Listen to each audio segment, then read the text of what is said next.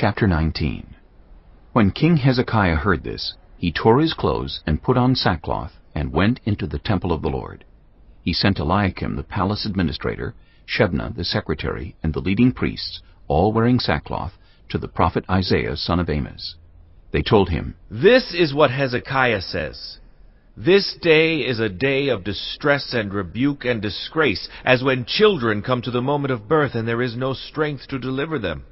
It may be that the Lord your God will hear all the words of the field commander whom his master, the king of Assyria, has sent to ridicule the living God, and that he will rebuke him for the words the Lord your God has heard. Therefore pray for the remnant that still survives." When King Hezekiah's officials came to Isaiah, Isaiah said to them, "Tell your master, this is what the Lord says.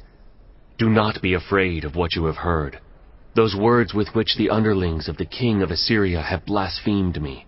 Listen, when he hears a certain report, I will make him want to return to his own country, and there I will have him cut down with the sword." When the field commander heard that the king of Assyria had left Lachish, he withdrew and found the king fighting against Libnah.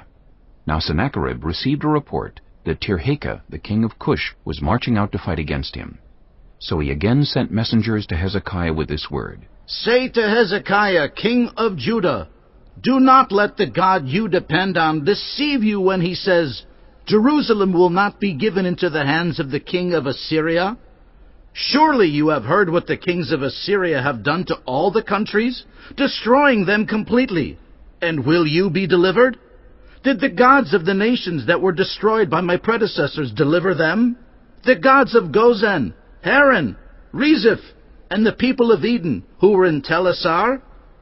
Where is the king of Hamath, or the king of Arpad?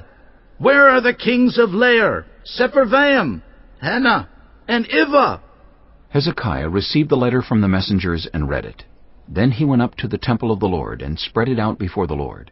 And Hezekiah prayed to the Lord, "Lord, the God of Israel, enthroned between the cherubim, you alone are God over all the kingdoms of the earth. You have made heaven and earth. Give ear, Lord, and hear. Open your eyes, Lord, and see. Listen to the words Sennacherib has sent to ridicule the living God. It is true, Lord, that the Assyrian kings have laid waste these nations and their lands.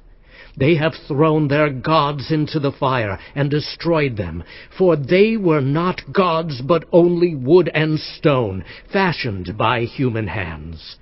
Now, Lord our God, deliver us from his hand, so that all the kingdoms of the earth may know that you alone, Lord, are God." Then Isaiah son of Amos sent a message to Hezekiah. "This is what the Lord, the God of Israel, says. I have heard your prayer concerning Sennacherib, king of Assyria. This is the word that the Lord has spoken against him. Virgin daughter Zion despises you and mocks you. Daughter Jerusalem tosses her head as you flee. Who is it you have ridiculed and blasphemed? Against whom have you raised your voice and lifted your eyes in pride? Against the Holy One of Israel. By your messengers you have ridiculed the Lord. And you have said, 'With my many chariots I have ascended the heights of the mountains, the utmost heights of Lebanon. I have cut down its tallest cedars, the choicest of its junipers.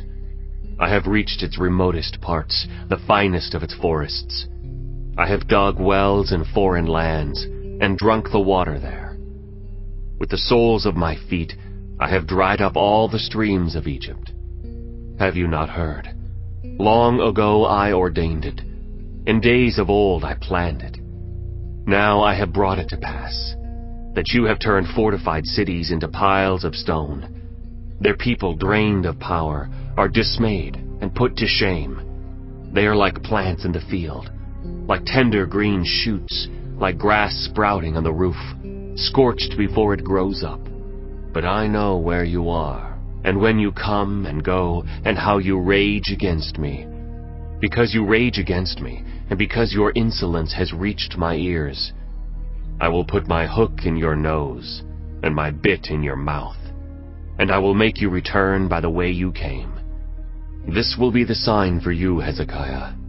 This year you will eat what grows by itself, and the second year what springs from that.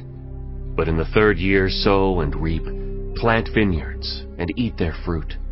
Once more a remnant of the kingdom of Judah will take root below and bear fruit above. For out of Jerusalem will come a remnant, and out of Mount Zion a band of survivors. The zeal of the Lord Almighty will accomplish this. Therefore this is what the Lord says concerning the king of Assyria. He will not enter this city, or shoot an arrow here. He will not come before it with shield, or build a siege ramp against it. By the way that he came, he will return. He will not enter this city, declares the Lord. I will defend this city and save it, for my sake, and for the sake of David, my servant. That night the angel of the Lord went out and put to death 185,000 in the Assyrian camp. When the people got up the next morning, there were all the dead bodies.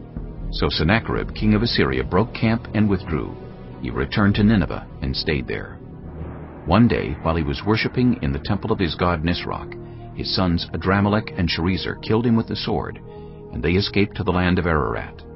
And Esarhaddon his son succeeded him as king.